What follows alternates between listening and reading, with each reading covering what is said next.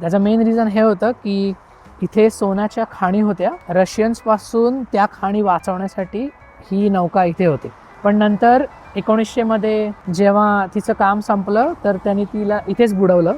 Because इथे जे yacht club होते जिकडे बोटी लावल्या जायच्या त्यांचं लाटांपासून रक्षणासाठी ही बोट इथे बुडवली होती आणि तिथपासनं ती इथेच आहे. तुम्हाला मी या बोटीचे एरियल शॉट्स गुगलवरती मला मिळाले ते दाखवतो.